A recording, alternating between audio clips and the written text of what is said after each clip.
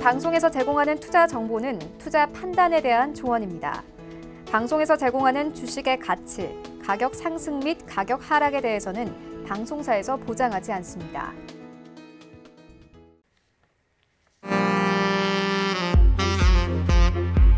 안녕하세요. 베스트 트레이딩맨 3부 진행의 김성희입니다.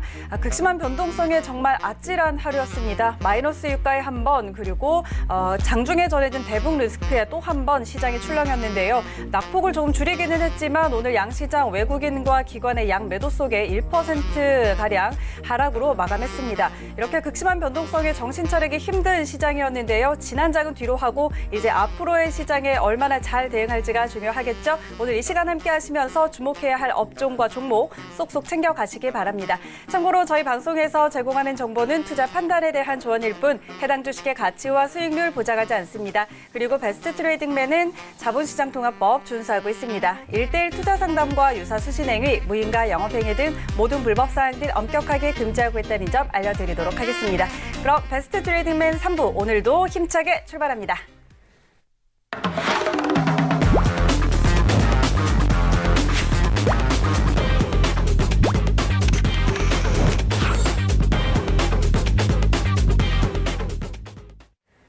네, 오늘 이 시간은 이재환 전문가와 함께합니다. 안녕하세요. 안녕하세요. 네, 반갑습니다. 자, 오늘도 한 종목 이렇게 또 집중적으로 파헤쳐 주실 텐데 본격적으로 들어가기 전에 살짝 힌트 주실 수 있을까요? 네, 사실 우리가 이제 항상 주목하는 IT 섹터와 바이오 섹터 이 두 가지는 뭐 누가 뭐라고 할 수 없을 정도로 우리 시장의 주도 섹터인데요. 이 두 섹터를 제외하고 사실 올해 좀 기대를 가졌던 섹터가 개인적으로 두 가지 정도가 있었습니다. 그중에 이제 한 섹터를 오늘 말씀드리려고 하는데 오늘 말씀드리는 강의는 뭐 당장 이 종목이 내일 올라간다, 모레 올라간다 이런 것보다는 펀더멘탈적인 부분과 그 섹터 자체를 한번 좀 큰 숲을 보시고 중장기적인 관점에서 우리가 한번 쳐다볼 수 있는 종목, 어쩌면 이제 이 업계에 관련되어 있는 섹터 전반적인 부분을 한번 이해를 한다 이렇게 좀 이해를 하시고 보시면은 아마 좀 큰 투자나 장기적으로 좀 보시는데 좀 도움이 될 거라고 생각을 하고 있습니다. 네, 좋습니다. 오늘 굉장히 기대가 되는데요. 조금 더 숲을 보고 중장기적인 투자 관점으로 접근할 수 있는 종목이라고 하니까 이 시간 끝까지 집중해서 잘 들어주시기 바랍니다. 오늘 1시간 동안 이재환 전문가께서 강의 좀 알차게 해드릴 텐데 오늘 이 시간 이외에도 이재환 전문가님과 함께 하실 수 있는 방법 먼저 알려드리도록 하겠습니다. 카카오톡 오픈 채팅방인데요. 카카오톡 검색창에 서울경제 이지환이라고 검색을 하시면 오픈 채팅방 나옵니다. 바로 클릭만 하시면 입장하실 수 있으니까요. 지금 바로 입장하셔서 오늘 이 시간 이후에도 장중에도 이재환 전문가님과 함께 하시면서 다양한 시황과 전략들 챙겨가시기 바랍니다. 자, 그럼 오늘 준비해 주신 강의 바로 한번 들어보도록 할게요. 네, 이제 오늘 말씀드릴 종목은 바로 스튜디오 드래곤입니다. 이제 보시는 것처럼 우리나라 이제 컨텐츠 산업을 대표하고 있는 기업들 중에 뭐 쌍두마차 중에 투톱 중에 하나라고 좀 보시면 되는데 결국 이제 오늘 말씀드릴 내용은 이 스튜디오 드래곤을 바탕으로 해서 우리나라 컨텐츠 산업에 대해서 말씀을 드리려고 하는데요.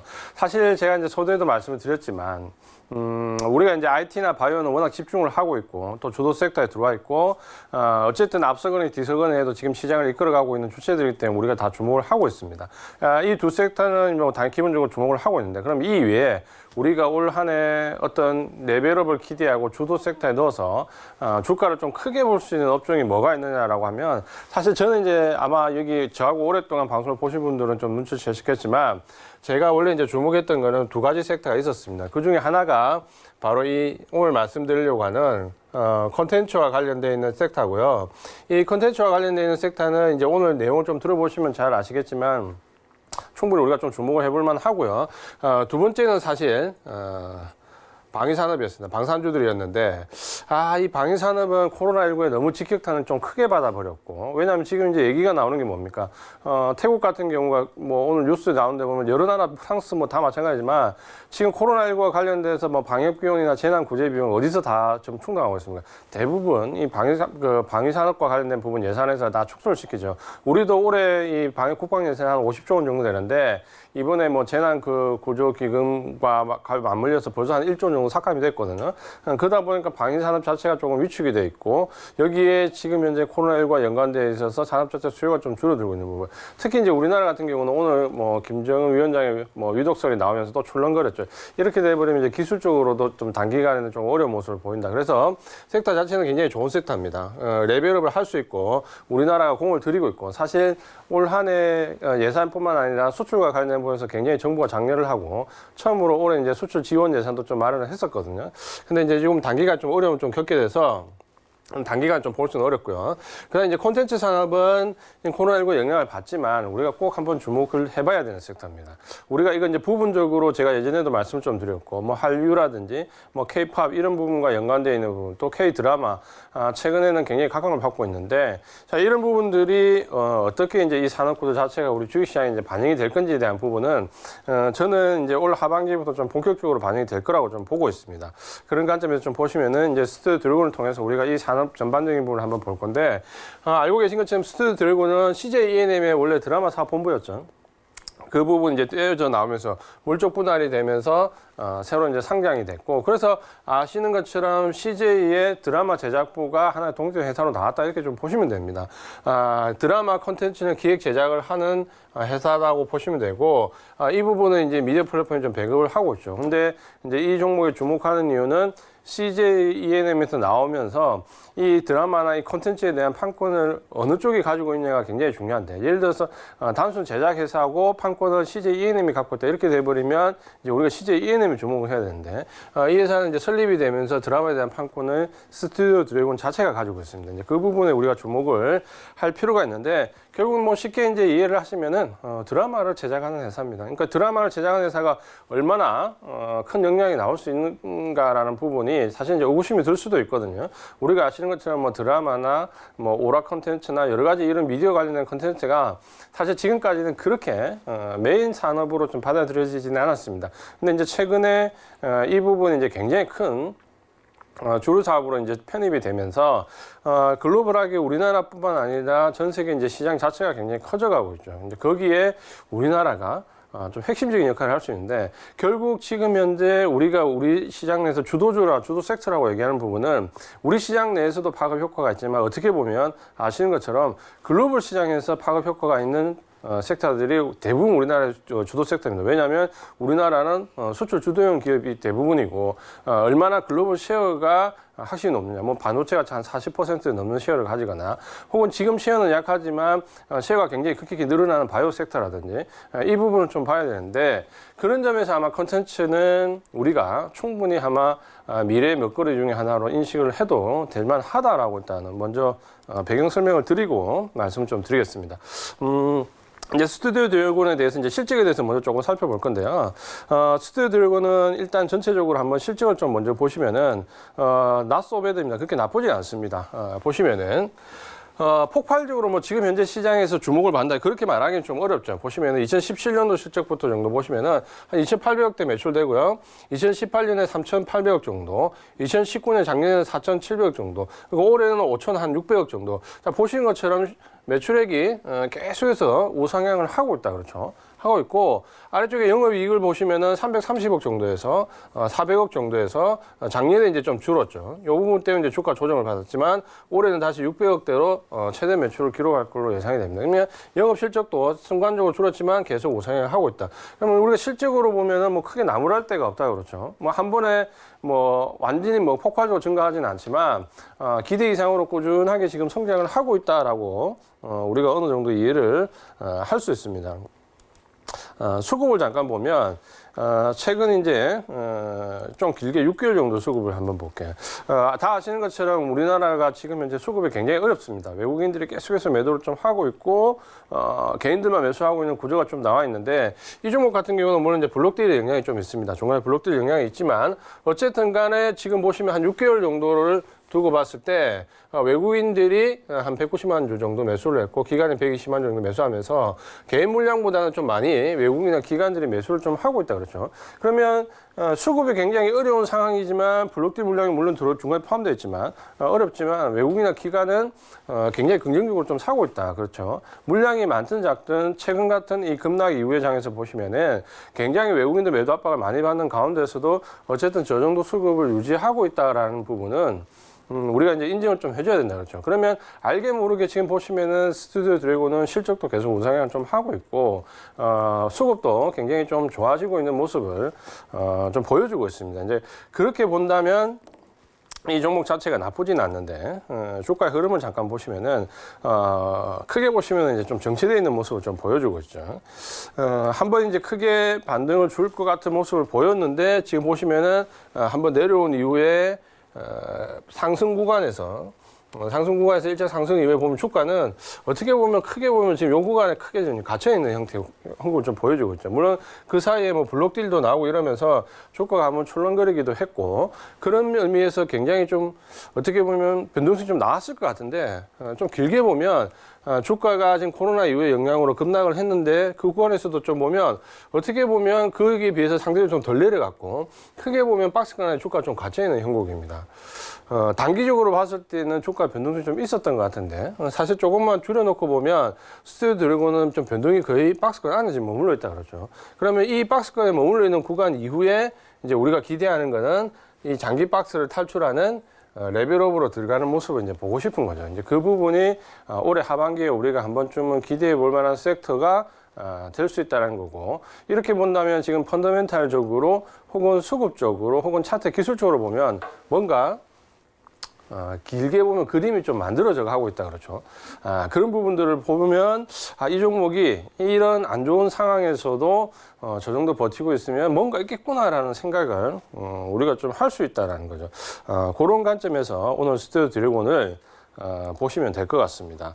그래서 지금 보시는 것처럼 스튜디오 드래곤은 실적도 계속 좀 우상향하고 있고 수급도 다른 종목이나 섹터에 비해서 상대적으로는 외국이나 기관이 양매수를 하고 있고 실적도 좋고 수급도 좋은데 주가는 보시는 것처럼 어느 정도 밴드 안에 지금 갇혀있는 형국이기 때문에 만약에 수급도 좋고 실적이 좋다라고 한다면 결국에는 어때요? 이제 이 밴드를 언젠가는 돌파를 하겠죠. 이제 그 언젠가를 기대하면서 오늘 이 강의를 함께 들으시면 좀 될 것 같습니다. 그러니까 단기적인 뭐 내일 오른다, 모레 오른다 이런 흐름보다는 좀 중장기적인 관점에서 한번 나도 100% 200% 수익 나는 종목을 한 4계좌에 넣고 싶다라는 좀 장기적인 관점을 가지고 한번 볼 필요가 있다는 거죠. 우리가 이제 이 콘텐츠 산업을 얘기할 때 지금 현재 빼놓을 수 없는 게 바로 이 OTT입니다. OTT는 뭐 온라인 동영상 서비스 사업입니다. 우리가 잘 알고 있는 뭐 유튜브라든지 요즘에 넷플릭스라든지 뭐 이제는 뭐 디즈니도 이제 들어오죠. 디즈니라든지 그리고 국내에서는 뭡니까? SK텔레콤을 주축해서 만들었던 웨이브 같은 이런 동영상 온라인 동영상 서비스 업체들을 얘기하는 거죠. 근데 사실 어떻게 보면 이제 이쪽이 TV 시장보다 굉장히 커져가는 거죠. 우리가 잘 보면 우리가 전통적으로 지금 제 이상의 연령대를 보이시는 분들은 어때요? 우리는 알고 있는 게 KBS, MBC, 최근에 이제 SBS 추가되는 이 지상파 삼성, 이게 가장 근간이고, 여기서 이제 종편이나 케이블이 좀 확장됐는데, 요즘에 이제 우리 애들을 보면 어때요?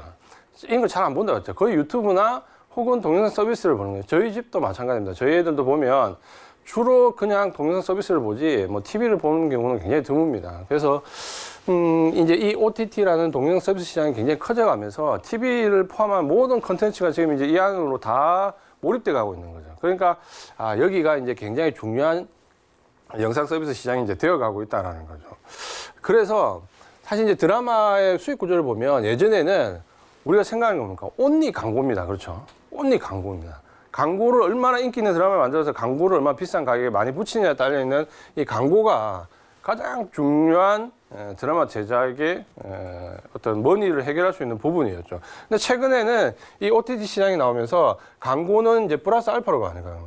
그러니까 판권만 판매해도 굉장히 이제 수익 구조가 좋아지는 거죠. 그래서 최근에 보면 사실 우리가 예전에 드라마를 방송국에서도 한 번도 제작을 못했어요. 제작비가 워낙 큰데 만약 그게 흥행에 실패해서 시청률이 안 나오면 광고가 붙지 않으면 굉장히 방송국에 이제 데미지를 크게 주는 거죠. 근데 최근에는 그렇지 않죠. 왜냐하면 뭐 요즘에 이제 SBS 킹덤이란 그 드라마 새로 만들었죠. 이제는 이제 우리가 TV에서 뭐 성공했다 못했다 논란을 볼 때 아스달 얘기 같은 것도 이미 제작과 동시에 수익 구조가 맞춰졌죠. 왜냐하면 판권은 이미 바로 제작진이 판매를 하면서 이미 수익 구조가 맞춰진 상태에서 광고로 플러스 알파를 가져가니까 굉장히 부담이 줄어든 거죠.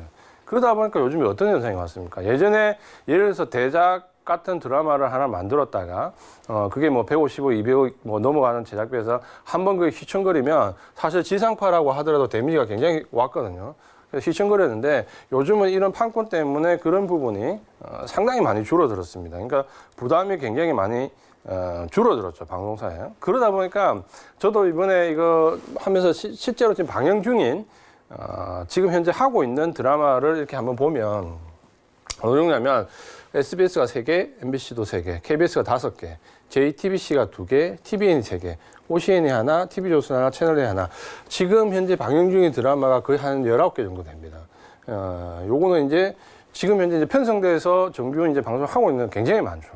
굉장히 많은데 보시면은 SBS나 MBC, KBS 이제 지상파 3사도 당연히 방송을 하고 있지만 이 밑에 보시면은 종편에서도 요즘에 굉장히 드라마 제작이 활발합니다. 뭐 케이블의 TVN도 마찬가지인데 TVN, OCN 같은 계열이니까 보시면 되는데 종편에서도 굉장히 드라마 제작을 많이 하고 있는데 상당히 이제 우리 시청자들은 이 선택의 폭이 넓어졌지만 사실 이제 여기서 저는 이제 의구심이 좀 있었어요. 왜냐하면 우리가 이전에 OTT 서비스가 있기 전에는 예를 들어서 종편에서 드라마 하나 제작했다가 실패하면 휘청거리는 모습이 굉장히 많이 나왔거든요. 그래서 드라마를 함부로 제작하기는 굉장히 어려운 상황 여건이 많았습니다. 근데 지금은 이제 OTT에서 전부 판권을 사주다 보니까 너무 드라마는 어떻게 보면 사람만 구하면 지금 찍을 수 있는 거죠. 돈 걱정 없이 주연 뭐 배우부터 해서 요즘은 워낙 드라마를 많이 찍으니까 사실 이제 배우 구하기가 힘든데 배우만 구하면 지금은 드라마 찍을 수 있는 거죠. 돈 걱정 없이. 왜? 판권이 이미 확보가 되어 있기 때문에 제작비 걱정이 없다는 거죠. 그러다 보니까 드라마가 폭발적으로 늘었습니다. 그러니까 최근에는 종편들도 드라마 제작을 굉장히 많이 합니다. 근데 요즘 보면 종편에 있는 드라마들도 굉장히 재밌다 그러죠. 저도 가끔씩 보는데 굉장히 이제 재밌다는 반응이 오히려 지상파보다도 케이블이나 종편에서 만드는 드라마가 요즘은 조금 더 흥미롭게 많이 다가오는 거죠. 그러다 보니까 예전에는 주연 배우들이 지상파만 출연했다가 요즘에는 종편이나 케이블에 출연을 많이 한다 그렇죠. 그러면서 전체적으로 이제 이런 부분이 늘어났는데 이런 부분이 뭐냐면 우리 생활 속에서 그 역량이 커져가는 이제 섹터를 볼 수 있다라는 거죠. 예전에 이제 드라마가 굉장히 한정적으로 들어왔다면 지금은 굉장히 채널이 다양화되면서 드라마 산업 자체가 커졌다는 거죠. 그럼 가면 우리가 단순하게 생각을 해봐도 예전에 KBS, MBC, SBS에서 제작하던 드라마 편수에 비해서 지금은 종편이나 케이블 편수가 훨씬 더 늘어나면서 뭡니까? 시장 자체가 굉장히 커졌다 그렇죠. 근데 이제 이걸 또 국내 시장만 놓고 보면 그렇지 않다는 거죠. 이 OTT라는 건 어때요? 동영 서비스는 온라인 기반을 하니까 넷플릭스나 지금 뭐 디즈니 플러스나 국내에 들어온 회사들이 뭡니까? 우리나라뿐만 아니라 중국이나 동남아에도 똑같이 방송을 한다 그렇죠. 그러다 보니까 어때요? 국내뿐만 아니라 국외에 대한 이제 수익까지 같이 확보를 하면서 어떻게 보면 시장 자체가 굉장히 커졌고, 이 지금 컨텐츠와 관련된 부분은 이제 계속해서 레벨업으로 들어갈 수 있는 섹터 확대 구간으로 들어간다는 거죠. 제가 이제 항상 얘기하지만 이 주도주라는 거는 자기 혼자 잘나가지고 나오는 경우는 있지만 항상 이제 제가 얘기하지만 드물다 얘기하고 결국에는 섹터 자체가 전체가 올라가는 섹터가 들어왔을 때 2차 전지, 5G 이런 식으로 전체가 들어오는 섹터가 들어왔을 때 뭡니까? 주도 섹터가 되고 주도주가 된다 그랬죠. 그러면 지금 보시는 것처럼 이 드라마 콘텐츠나 관련된 콘텐츠 산업이 지금 보시는 건 우리가 상상한 것보다 훨씬 더 크게 시장이 커져가고 있다 그죠. 파이가 늘어나고 있다. 요즘은 TV만 틀면 어디든지 드라마 하잖아요. 예전처럼 그러니까 어때요? KBS나 MBC 뭐 이렇게 지상파 방송국에서 하는 드라마 하나에 시청률 60%, 50% 이제 이런 경우는 굉장히 드물다 그렇죠. 예. 그만큼 편수가 늘어나고 시청할 수 있는 폭이 다양해졌다는 거예요. 그렇게 보면 지금은 어떻게 보면 이제 컨텐츠 우리나라가 지금 천국이 되어가고 있는 거죠. 그럼 우리 실생활에서 보시면은 결국 5G가 혹은 2차 전지가 전기차를 바탕으로 해서 컨텐츠 다 공통점이 뭡니까? 주도 섹터라고 제가 말하는 공통점이 뭐냐면 없던 데서 굉장히 커진다 그렇죠. 없던 전기차가 생겨나고 없던 5G가 생겨나고 없던 드라마 컨텐츠가 생겨난다는 거예요. 그러니까 기존에 요만하던 시장이 뭡니까? 혹은 없던 시장이 지금 이만해져 간다는 거죠. 결국에는 시장이 이만큼 하는 섹터가 주도 섹터가 된다는 거죠. 그러면 우리가 골치 아프게 기술적 분석이나 굉장히 주가 이론적인 부분은 파도 내지만 어떻게 보면 내 실생활에서 가장 지금 나도 알게 모르게 뭔가 커져가는 산업이 있다라는 거죠. 거기에 한번 이제 주목을 해볼 필요가 있다라고 말씀을 드리고요. 그건 드라마는 또 우리가 흥미롭잖아요. 보통 이제 드라마를 많이 보는 시청자층이 젊은 친구들은 아니겠지만 나이 드신 분이나 또 저 같은 아저씨들이 굉장히 많이 보잖아요, 요즘에. 그런 부분에서 보시면 우리가 좀 이해를 할 수 있고, 사실 이제 우리나라 드라마를 보면 이전에도 굉장히 OTT만 있었으면 성공했을 드라마들이 굉장히 많습니다. 그러니까 지금 아마 이제 우리 방송을 보시는 분들이 굉장히 연령대가 좀 있으신데 보시면은 기억나시는 드라마 많을 거예요. 저기 달동네는 이제 모르시는 분들도 많으시겠죠. 연시당 이제 똑순이라고 굉장히 유명했고, 이 드라마 기억나십니까? 사랑과 야망이라고. 어떻게 보면 이덕화의 카리스마를 느낄 수 있는 가장 큰 드라마 중에 하나였죠. 뭐 여러 가지 드라마들이 있습니다. 모래시계도 있고 또 잊을 수 없는 드라마도 여기 있죠. 수사반장이라고. 제 기억에 아마 저도 수사반장은 거의 한 해도 안 빠지고 다 봤던 것 같아요. 굉장히 재밌었던 드라마 중에 하나고, 그 다음에 이제 여기 보시면 이제 여명의 눈동자. 이제 여기서부터 뭡니까? 모래시계.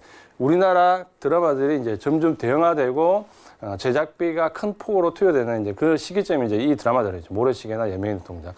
이런 드라마들은 최근에도 이제 꼭 한 번쯤 볼만한 드라마죠. 그러니까 이런 드라마들이 예전에도 많이 있었는데, 만약에 이제 저런 드라마들이 어때요? 만약에 지금 나왔다라면 아마 굉장히 선풍적인 인기를 좀 끌었을 수 있었을 겁니다. 이 K 드라마, K 문화 이 부분에 힘입어서 굉장히 좀 아마 크게 각광을 받지 않았을까라고 말씀드리고, 오늘은 일부러 제가 예전에 너무 재밌게 봤던 드라마들 한번 찾아봤는데, 이런 드라마들도 우리가 상당히 좀 많이 봤었던 드라마들이죠.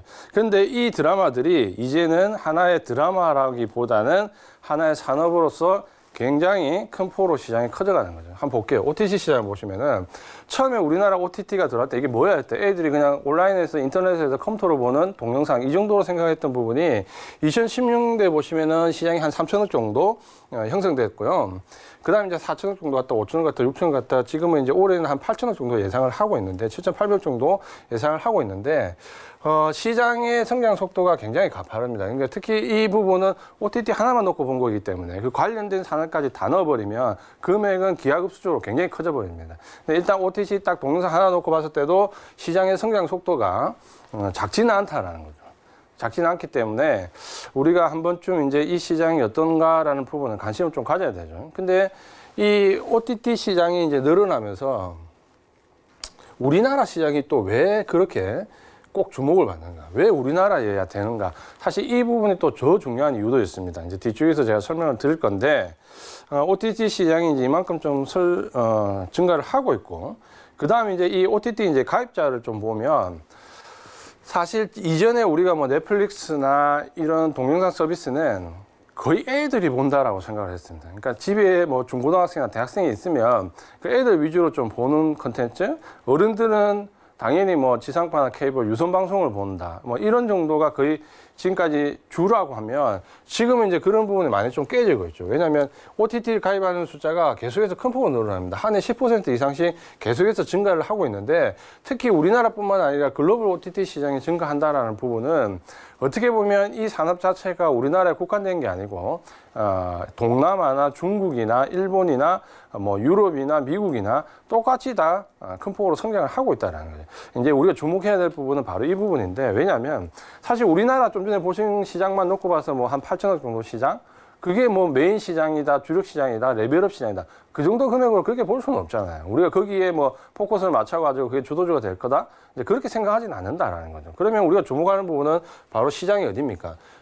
국내 시장이 아니라 어떻게 보면 이 OTT 시장, 글로벌 OTT 시장이 굉장히 큰 폭으로 증가하고 있고, 특히 이 아시아 시장에서 OTT 시장이 굉장히 큰 폭으로 증가하고 있습니다. 왜냐하면 처음에 넷플릭스가 미국에서 서비스를 했을 때 미국이나 유럽 시장은 어느 정도 성장 이후에 굉장히 사업이 지금 각박해지는, 어떻게 보면 레드오션이었거든요. 그 레드오션이 아시아 시장으로 진출을 하면서 넷플릭스 같은 경우도 레드오션에서 주가가 굉장히 큰 폭으로 내려갔다가 이 아시아 시장으로 진출을 하면서부터 주가가 큰 폭으로 뛰었습니다. 그러다 보니까 지금 이제 올해 우리나라 디즈니 플러스도 들어오지만 각국의 특히 이제 미국의 대부분의 대형 OTT 회사들이 뭡니까? 제일 공을 들이는 시장이 바로 이 아시아 시장이죠. 그러다 보니까 이 아시아 시장으로 계속해서 지금 현재 모든 OTT 업체들이 투입이 되는 거죠. 근데 그 OTT 업체들이 아시아 시장을 공략하기 위해서 제일 먼저 노리는 시장이 바로 우리나라입니다. 대한민국입니다. 거기는 이유가 있는 거죠. 이 시장 자체로서의 마켓도 있지만 우리나라 시장이 좀 하는 역할도 있다는 거죠. 그러면서 이 OTT 시장이 급속도로 성장해 간대. 제가 계속 이제 주도 섹터, 주도주 한 번 샀을 때 한 200%, 300% 수익을 낼 수 있는 종목을 찾으려면 결국에는 주도 섹터로 들어가야 되는데 그 주도 섹터는 계속해서 강조를 드렸지만 앞에서 뭡니까? 없다가 새로 생기거나 요만하던 시장이 시장 자체가 이만해지거나 그럼 결국 파이가 커지면은 그 안에서 1등을 하든 2등을 하든 3등을 하든 뭡니까? 그 안에 관련되어 있는 회사들이 어쨌든 간 전부 다 성장하잖아요. 작년 같은 경우에 5G 없던 시장이 생기면 어때요? KMW가 실적이 가장 좋기 때문에 굉장히 수십 배 올라가지만 나머지 종목들도 몇 배씩 다 올랐잖아요.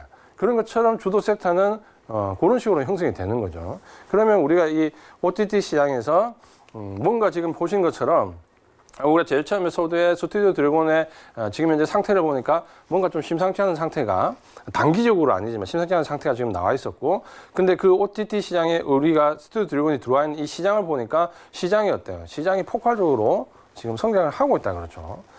그런 부분들을 보시면은 뭔가 계속 이제 냄새가 난다는 거죠. 그다음에 이제 최근에 이제 이 부분을 한번 볼게요. 넷플릭스 주가인데 제가 좀 전에 얘기했지만 넷플릭스는 굉장히 처음에 서비스를 시작했을 때 미국에서 각광을 받았다가 그다음 너도 나도 OTT 서비스가 생기면서 미국에서 굉장히 그 시장 자체가 치열해지면서 레드오션으로 가가지고 주가의 탄력성이 거의 없었습니다. 주가 탄력성이 없었는데 최근에 이 아시아 시장 진출 이후에 넷플릭스 주가를 좀 보시면은 지금 여기가 보시면 3월 달이죠. 2월달, 3월달 이때가 어때요? 코로나로 인해서 직격탄을 맞아서 주가가 급락했던 시기다 그러죠. 주가 급락했던 시기인데 넷플릭스는 주가가 그렇게 크게 많이 내려오지는 않았습니다. 실제적으로. 그러니까 어떻게 보면 뭐 언택트와 관련되어 있는 뭐 이런 테마가 될 수도 있겠지만 테마로 추세적인 상승을 할 수는 없거든요. 그러니까 테마라기보다는 그 섹터 자체가 좋아졌다고 보죠. 그러면 지금 코로나19의 영향을 받았던 고점에서 급락을 대부분 섹터들이 지금 하고 반등이 한 요 정도 들어와 있다 그렇죠. 근데 넷플릭스 같은 경우는 어때요? 코로나19 영향을 받았던 시점에 고점을 이미 넘어가 버렸다 그렇죠. 그러면 제가 이제 이 시간을 통해서 몇 번 말씀드렸지만 넘어가 있는 게 뭐 언택트와 관련된 아마존이라든지 최근에 물류 대란을 겪었던 월마트라든지 혹은 넷플릭스 같은 이런 종목들이 코로나19 이전보다 주가가 지금 현재 더 많이 높게 형성되어 있는 몇 안 되는 종목 중에 하나입니다. 그러면 우리가 생각할 때 단순하게 생각할 때 코로나19라는 부분이 시장에 준 영향이 이 어마어마한 상황인데 이 어마어마한 상황에서도 직전 그 고점을 넘어가 있다라는 것은 우리가 한 번쯤 주도 섹터가 아닌가 의심을 좀 해봐야 된다 그렇죠. 이미 주가가 고점을 넘어가 있는 상태이기 때문에 그렇게 본다면 지금 제가 계속해서 스튜디오 드래곤부터 OTT 시장까지 이렇게 넘어오는데 어때요? 계속해서 뭔가 좀 냄새가 난다 그렇죠. 어떤 주가가 크게 상승할 수 있다라는 장기적인 관점을 봤을 때 뭔가 주도 섹터로서의 역할을 좀 할 수 있는 부분이 계속해서 좀 보인다라는 거죠. 그렇게 보시면은 넷플릭스 주가도 직전 고점을 넘어갔다라는 부분은 우리가 상당히 인상적으로 좀 받아들여야 됩니다. 근데 우리나라는 지금 보시면은 아까 스튜디오 드래곤도 보셨지만 급락 이후에 주가가 직전 고점을 놓고 일정 부분 갇혀있는 형국이잖아요. 그럼 우리나라에 관련되어 있는 컨텐츠 종목들은 이렇게 좀 갇혀있는 형국이지만 글로벌하게 넘어가 있는 종목들은 이미 넘어가 있는데 그러면 이 글로벌하게 넘어가 있는 OTT 업체와 우리나라 이 주가가 박스권에 갇혀있는 콘텐츠 업체와는 어떤 상관관계가 있는가라는 부분을 이제 요 OTT와 콘텐츠 업체를 연결해서 이제 생각을 좀 해봐야 되겠죠. 그러면 과연 이제 우리나라 콘텐츠 업체들이 앞으로 주가의 운명이 어떨지 우리가 어느 정도 예상을 좀 해볼 수가 있습니다. 그래서 이제 그 부분을 조금 보시면은 일단 글로벌 OTT 업체 한국 진출을 보시면은 그 상관관계를 제가 한번 생각해 보자 그랬죠. 그러면 글로벌 OTT 업체들이 굉장히 좋은데 이 업체들이 과연 한국에 들어와서 어떤 역할을 할 건가? 혹은 아시아 시장에서 어떤 역할을 할 건가라는 부분을 좀 봤을 때 일단은 뭐 아시는 것처럼 애플도 지금 애플 TV로 지금 만들었죠. 그러면서 글로벌 서비스를 지금 시작을 했고 HBO도 지금 들어왔고 피콕도 유명하죠. 피콕 유명한 피콕이고 큐비도 지금 들어와 있습니다. 여기에 이제 디즈니 플러스도 지금 올해 이제 우리나라 시장에 진출하죠. 대부분 이제 메이저 글로벌 OTT 업체들이 거의 작년 올해 기점으로 해서 대부분 이제 우리나라에 다 진출하고 아시아 시장에 좀 진출을 하게 됩니다. 여기 있는 컨텐츠들이 굉장히 이제 우리가 뭐 예전에 미드라고 해서 많이 봤던 미 드라마뿐만 아니라 교양 관련된 프로그램이나 혹은 뭐 스포츠 관련된 프로그램들 망라해서 굉장히 큰 서비스를 지금 다 하고 있는 거죠. 여기에 이제 기대감을 갖고 있는 부분들이 굉장히 많습니다. 왜냐하면 여기는 뭐 유니버셜 스튜디오나 디즈니나 굉장히 영화 콘텐츠도 굉장히 많이 들어와 있고요. 이런 부분들이 아마 이제 시장이 올 작년부터 이제 스타트를 해서 올해 내년으로 넘어가면서 이런 업체들이 한국에 진출하게 되면서 아마도 이제 큰 폭으로 시장이 형성될 수 있는데, 사실 저도 마찬가지고 여기 계신 방송 보시는 분들도 마찬가지지만 뭔가 복잡하게 기계를 쓰고 이렇게 하는 부분은 굉장히 어렵잖아요. 저도 마찬가지거든요. 관심을 안 두는데, 최근에 저희 집이 저희 가족이 여기 굉장히 관심을 가지고 있는 사람이 있어서 TV를 이제 일단 스마트 TV를 사서 이 넷플릭스를 어떻게 하는가를 봤는데 굉장히 쉽더라고요. 저도 보니까. 그냥 리모컨으로 그냥 간단하게 와이파이만 설정하고 조정하면 뭐 그냥 TV 보듯이 조정이 다 되는데, 정말 우리가 보면 그렇잖아요. 저희 같은 사람도 굉장히 눈 아프게 휴대폰으로 보던 거를 지금 이제 TV에서 큰 화면에 아주 선명하게 볼 수 있다는 자체가 굉장히 즐겁고, 또 내가 보고 싶은 컨텐츠를 선택해서 그 컨텐츠를 집중적으로 볼 수 있다는 것도 재미가 있고, 특히 이제 이 업체들이 한국에 진출하면서 지금 하고 있는 그 마케팅 수단을 보면 드라마나 일단 관련되어 있는 굉장히 시리즈물을 우리나라에서 제작을 하고 있죠, 직접적으로. 그러니까 컨텐츠 제작도 직접 하면서 그걸 통해서 붐을 일으키고 있는 거죠. 최근에 이제 뭐 넷플릭스에서 우리나라 좀비물 관련된 경우도 굉장히 선풍적인 인기를 끌었고, 지금 이제 시즌2가 나오는데, 그런 부분들은 굉장히 볼만하더라고요. 아마 이제 우리가 흥미를 좀 가질 수 있는 부분이기도 합니다.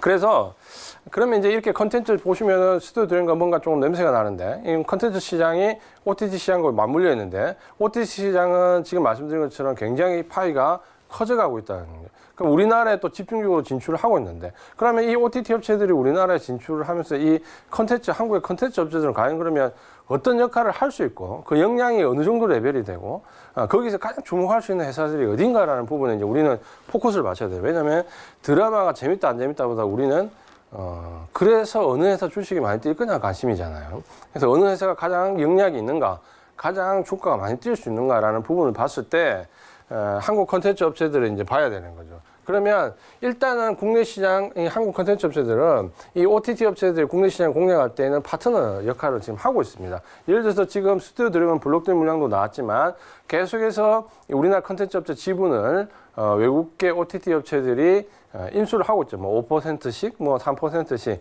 계속해서 인수하는 모습을 보이는데, 그건 어떻게 보면 이제 같이 가겠다라는 하나의 이제 의사 표시가 되는 거죠. 우리나라 시장뿐만 아니라 이 글로벌 OTT 업체들이 우리나라 컨텐츠 업체들과 같이 가겠다라는 의지의 표현이다, 이렇게 좀 보시면 되는데, 결국에는 국내 시장을 공략한다라는 부분이 첫 번째일 거고, 두 번째는 바로 여기죠. 우리나라 결국에는 K-팝을 활용해서 뭡니까? 중국이나 동남아 시장을 공략하겠다라는 거죠. 결국 중국이나 동남아 시장을 공략할 때 가장 좋은 컨텐츠가 지금 한류지 않습니까? 그럼 그 한류를 공급할 수 있는 컨텐츠가 바로 우리나라에서 제작을 하겠다는 거죠.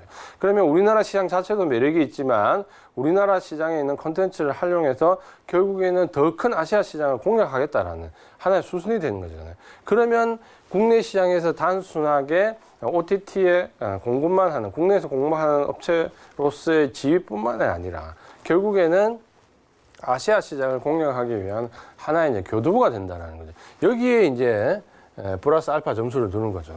단순히 이제 우리 시장 자체만을 놓고 본다면 뭐 그 8천억 정도 되는 시장에서 얼마나 큰 그게 일어날 거고, 물론 시장은 계속 성장해 나가니까 뭐 1조, 2조 원까지 성장하겠지만 그 시장만 놓고 우리가 주도 섹터다, 주가가 몇 배 뛸 거다라고 예상하지는 않잖아요. 그러면 우리가 주가가 적어도 주도 섹터에 들어와서 몇 배 뛸 거라 예상하는 부분은 바로 이 부분 때문이죠. 이 부분 때문에. 결국 중국이나 동남아 시장에서 결국 K 컨텐츠가 중요한 하나의 수단이 될 것이다라는 부분 때문에 결국에는 우리가 이제 주목을 하고 있는 거잖아요.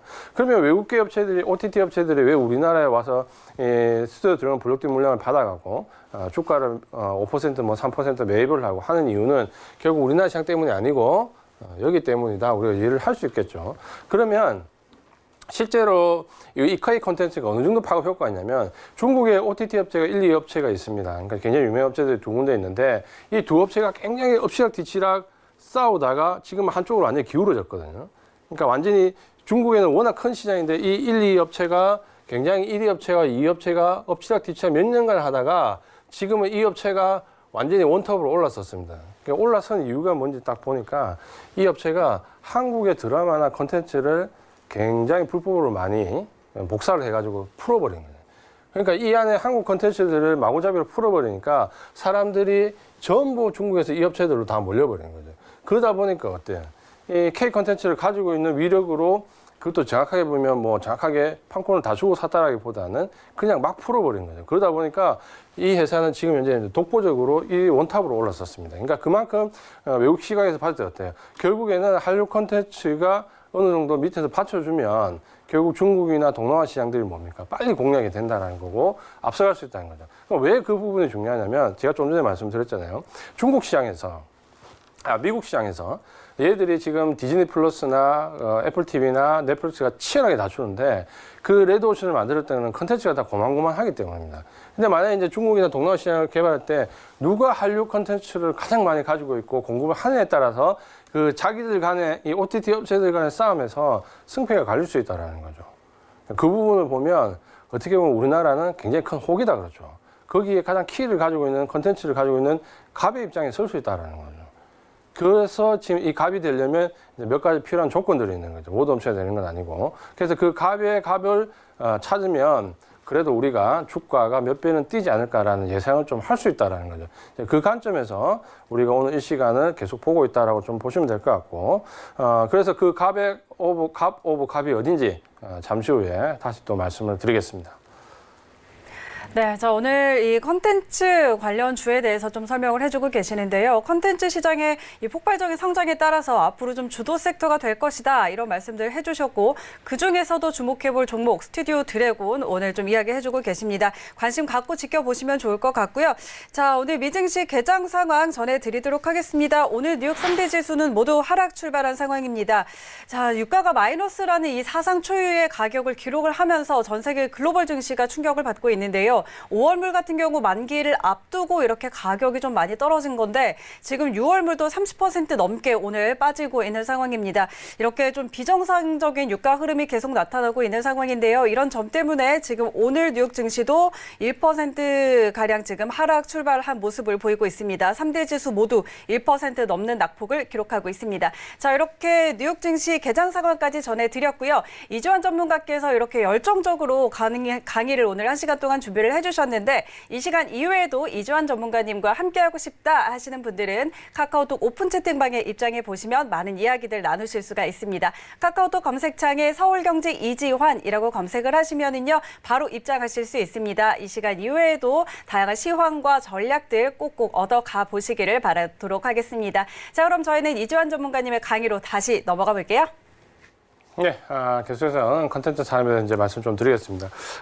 이제 오늘 말씀드리는 강의 내용의 이제 줄을 보면 결국 우리가 물론 이제 우리 시장에서 가장 주는 결국 이제 IT와 바이오고 이 양대 산업이 주력 섹터하고 앞으로 그렇게 되는 이견이 없습니다. 그러니까 이 섹터들은 우리가 계속해서 관심을 가지고 앞으로 끌고 가야 되는 종목들이고 섹터들인데 그 외에 이제 올해 우리가 한번 주목을 좀 해볼 만한 섹터들 중에서 오늘은 콘텐츠 산업과 관련해서 말씀을 좀 드리는 거고 오늘 말씀드리는 섹터 종목들은 뭐 당장 내일 오른다, 모레 오른다 이렇게 생각하시면 절대 안 되고요. 단기적으로는 주가 흐름이 기술적인 흐름에 의해서 좀 좌우를 받을 거지만 우리가 지금 코로나19 사태 이후에 예를 들어서 3분기 이후에 정말 레벨업이 좀 될 수 있는 섹터들을 한번 골라본다. 적어도 주가를 한 몇 배 이상 좀 수익을 노릴 만한 종목을 골라본다라고 했을 때 이 콘텐츠 산업은 한 번쯤 우리가 관심을 가져도 된다라는 관점에서 오늘 방송을 계속해서 시청을 하시면 되겠습니다. 그러면 이제 이 콘텐츠 업종 중에서 이제 OTT 시장도 커져가고 거기서 우리 콘텐츠 산업이 왜 중요한가의 부분에 대해서 말씀을 드렸잖아요. 그러면 어떤 콘텐츠를 가지고 있는 기업들이 지금 현재 우리나라 시장에서 갑인가라는 부분을 보면 우리가 이제 잘 생각해 보면 콘텐츠 업체 역량은 어디서 나오는가 보면 대부분 이제 우리가 이제는 넷플릭스나 보면 모 업체와 계약을 했다, 모 엔터테인먼트와 계약을 했다, 모 업체와 계약을 하면서 뭐 드라마를 뭐 제작한다, 뭐 한다 이런 부분 나오잖아요. 그때 우리가 딱 봐야 될 관심을 가지고 봐야 될 부분이 뭐냐면 단순하게 그냥 제작만 의뢰받아서 공급하는 업체면 약간 캐치입니다. 그러니까 물론 그 자체로 이제 실적이 플러스 되기 때문에 나쁘진 않죠. 근데 그 부분보다는 여기에 실제적으로 컨텐츠 판권을 어느 정도 가지고 있는가라는 부분을 봐야 됩니다. 왜냐하면 제가 아까 얘기했잖아요. 이 좁은 우리나라 시장에서 얼마만큼 역량이 커져가는가가 중요한 게 아니고 결국에는 우리나라 기반으로 해서 중국이나 동남아나 일본이나 이런 시장에 진출했을 때 거기에 컨텐츠를 공급을 하고 거기에 대한 판권에 대한 수익을 어느 정도 확보할 수 있느냐라는 부분을 봐야 되는 거죠. 그래서 이 컨텐츠 권리를 누가 가지고 있느냐라는 부분을 잘 봐야 됩니다. 그래서 이 단순하게 제작에 대한 외국의 OTT 업체가 거래를 했다라는 게 중요한 게 아니라 그 제작했을 때 거기에 대한 판권에 대한 소유권은 누가 가지고 있냐. 최소한 국내 판권을 가지고 있고 외국에 진출했을 때 뭐 5대5라든지 뭐 6대4라든지 일정 비율을 나누겠지만 최소한 나누는 비율 정도의 판권을 가지고 있어야 그 회사가 정말로 역량이 있는 회사고 거기에 따른 실적이 단순하게 국내 시장에서 조금 나아지는 게 아니라 폭발적으로 실적이 좀 증가할 수 있다라는 거죠. 그 부분을 좀 봐야 되고 이 판권이 왜 중요한 앞에서도 제가 얘기를 했죠. 우리가 이전에 그 방송했던 아스타 연대기라고 굉장히 큰 주목을 받았던 드라마가 있었죠. 그 드라마가 제작비가 뭐 정확하게는 안 나오지만 450억 이상이었던 걸로 기억이 납니다.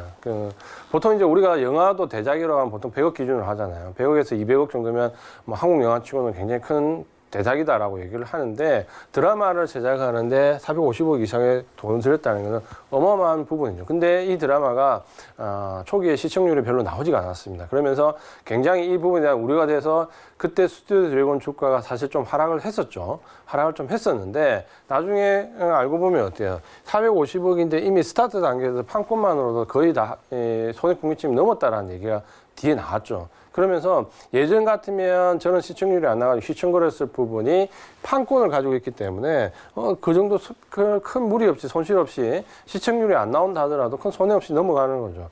그러다 보니까 아까 말씀드린 것처럼 드라마에 대한 편수가 굉장히 늘어난 이유도 이제 그 부분인데 그만큼 지금은 이 판권에 대한 소유권을 누가 가지고 있느냐가 중요한데 그런 점에서 보시면은 위탁 판매 업체와 실제적으로 판권을 가지고 제작한 업체는 우리가 구별을 좀 해야 된다라고 말씀을 좀 드리겠고요.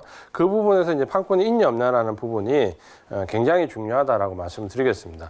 그래서 사실 이제 스튜디오 드래곤은 저는 좀 이렇게 봅니다. 뭐냐면 CJ그룹에서 K컨텐츠의 주력 회사입니다. 그러니까 이 부분이 왜냐면 아까 말씀드린 것처럼 CJ ENM에서 단순하게 분리가 돼서 물적 분할이 돼서 만약에 드라마 위탁 생산이나 제작을 전문적으로 하는 회사로 키우려고 하면 사실 CJ ENM에서 판권을 다 가지고 있겠죠. 그리고 스튜디오 드래곤은 단순 제작 회사로서 자회사로 만들었을 건데 일단은 스튜디오 드래곤을 만들면서 CJ와 관련된 모든 컨텐츠에 대한 판권은 스튜디오 드래곤에 줬다라는 거죠.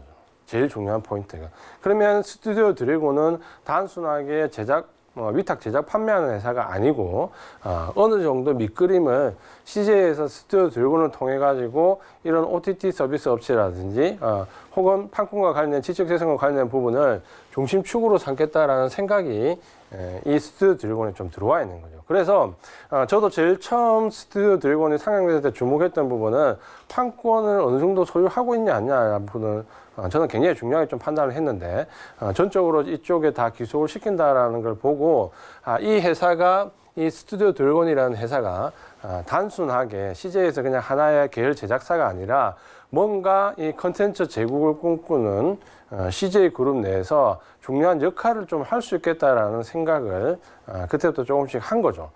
그렇기 때문에 스튜디오 드래곤의 주가가 좀 커져갔고 최근에 이 주가에 대한 비중도 CJ님이 상당히 큰 폭을 좀 가지고 있는데 이 블록딜을 통해 가지고 스튜디오 드래곤 주가를 그러니까 주식을 일부 양도를 했는데 그 부분도 보시면은 왜 CJ ENM이나 다른 쪽이 아니고 스튜디오 드래곤 주가를 외국 기업체들이 받아가냐는 부분은 아마도 이 블록딜을 물량을 인수한 회사 측도 똑같은 생각을 할 겁니다. 결국 스튜디오 드래곤 자체를 단순하게 드라마 제작하는 업체로 보는 게 아니라 컨텐츠에 대한 소유권을 가지고 컨텐츠 전체를 관리하고 이 K 컨텐츠 자체를 해외 시장에 진출시켰을 때 중추적인 역할을 할 수 있는 가장 핵심적인 기업이다라고 생각을 좀 한 거죠.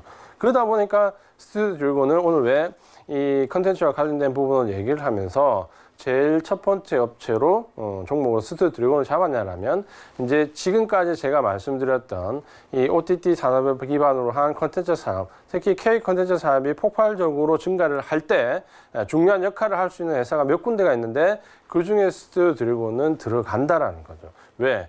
콘텐츠 제작뿐만 아니라 대기업의 계열사로서 전체적인 판권까지 그대로 가지고 있기 때문에 아마도 우리나라에 진출하는 뭐 넷플릭스라든지 뭐 HBO라든지 뭐 디즈니 플러스라든지 이런 OTT 업체들이 대부분 K 콘텐츠를 국내에 위탁 제작하는 경우도 있겠지만 같이 판권을 나눠서 갖는 스튜디오 드래곤 같은 회사와 협업을 할 가능성이 상당히 크다라는 거죠. 왜? 중국이나 동남아 시장을 공략하기 위해서 이런 이제 관계를 좀 본다면 이제 우리가 지금 제가 서두에서 말씀드렸던 그런 컨텐츠 업체들이 OTT 시장에서 우리나라에 들어와서 우리나라에서 왜 컨텐츠 업체와 OTT가 어떻게 결합을 해서 어떤 시장을 공략하려고 하는지가 이제 순서적으로 딱 정리가 되는 거죠. 그렇죠?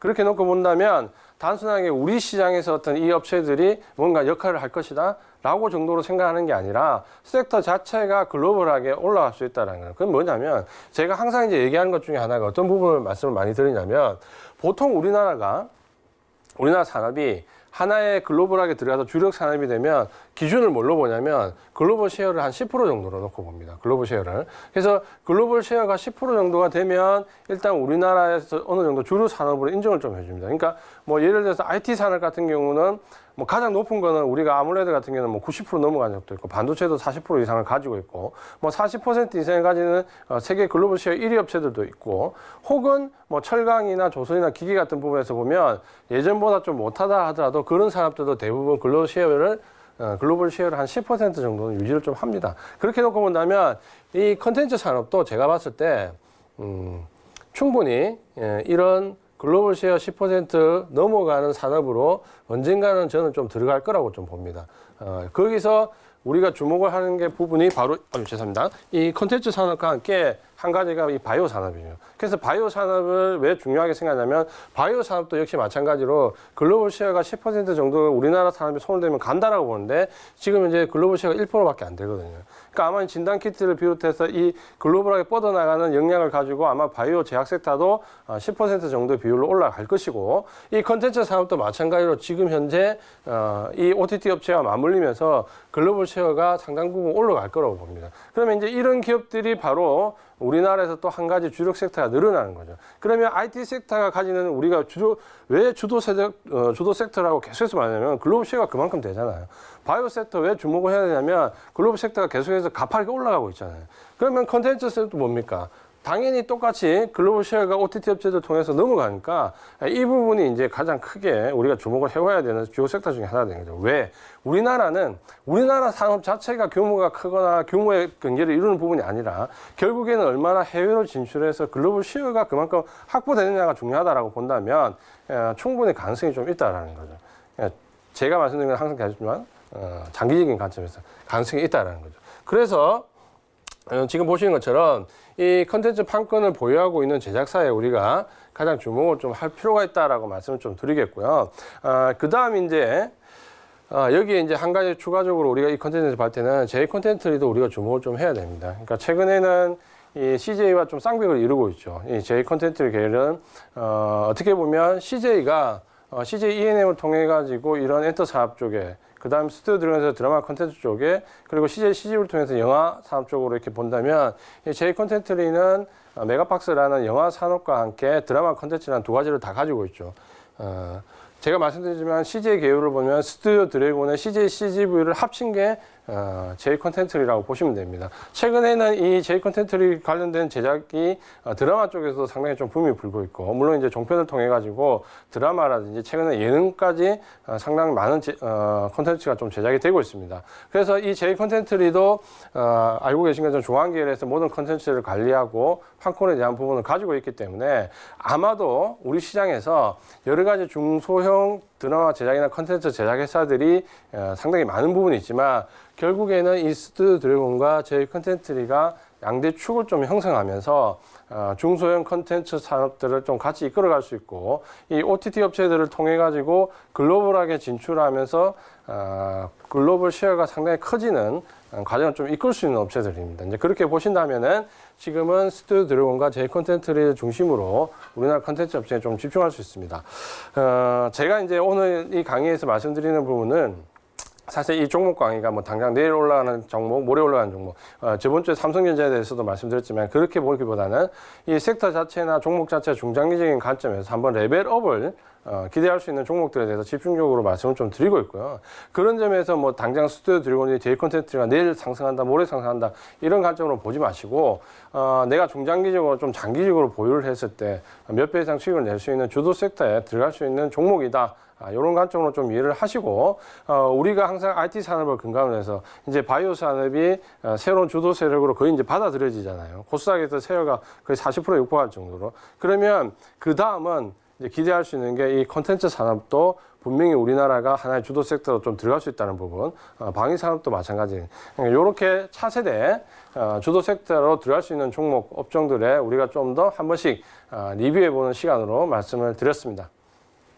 네, 오늘 콘텐츠 산업과 관련해서 스튜디오 드래곤 좀 설명을 해주셨는데요. 일단 K 콘텐츠 산업이 글로벌 시장으로 진출을 확대해 나가는 과정에서 이 콘텐츠의 판권을 보유하고 있다는 점에서 수익성이 더 커지고 더 탄력적으로 성장할 수 있다. 이런 측면에서 일단 앞으로 좀 긍정적으로 바라볼 수 있겠다. 이렇게 이야기해 주셨으니까요. 꼭 참고하셔서 앞으로 잘 살펴보시기 바랍니다. 자, 그럼 이주환 전문가는 여기서 보내드리도록 하겠습니다. 오늘 말씀 고맙습니다. 네, 자, 오늘 준비된 내용은 여기까지고요. 저희는 내일 다시 돌아오도록 하겠습니다. 시청해주신 여러분 고맙습니다.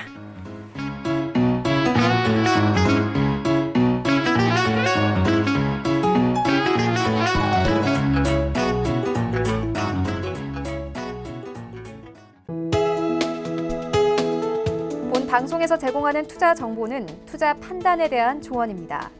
방송에서 제공하는 주식의 가치, 가격 상승 및 가격 하락에 대해서는 방송사에서 보장하지 않습니다.